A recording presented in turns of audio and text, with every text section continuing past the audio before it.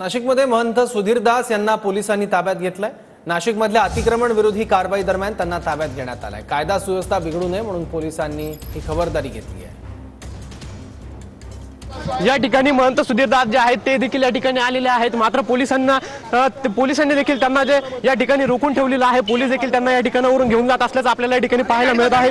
हे आपण महंत सुधीर दास काय आपल्याला पोलीस घेऊन नाही, पोलिसांनी अटक केली असं मला सांगतायत साहेब। अटक नाही, चला कुठे बसा म्हणतायत आम्हाला, पाहूया आम्ही पाहूया। गिरी साहेब कुठे घेऊन चालले? शांततेत आंदोलन पोलीस या ठिकाणी अटक करते। गिरी साहेबांनी आम्हाला सांगितले चला आमच्या बरोबर।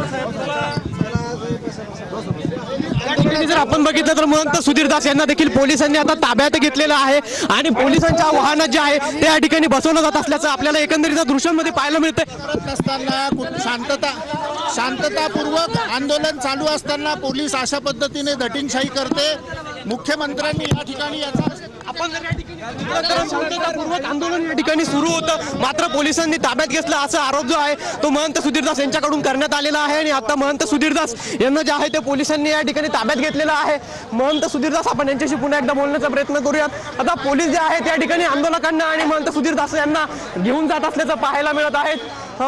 अनेक आंदोलक जे आहेत ते या गाडीमध्ये ठेवण्यात आलेले आहेत। महंत सुधीर दास यांना देखील पोलिसांनी जे आहे ताब्यात घेतलेलं आहे। महंत आपल्याला पोलीस घेऊन अत्यंत चुकीचा पोलिसांनी या ठिकाणी संपूर्ण योजना राबवली आहे। शांततापूर्वक आंदोलन असताना पुढची भूमिका काय असणार पाहूया।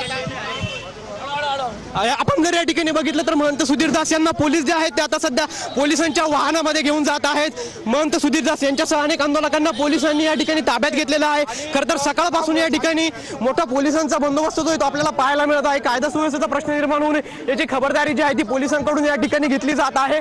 पोलीस जे आहेत ते नाशिकच्या काठेकल्ले सिग्नल परिसरामध्ये आपल्याला जमल्याचं पाहायला मिळत आहे आणि आताच या ठिकाणावरून महंत सुधीर दास यांना पोलिसांनी ताब्यात घेतलं।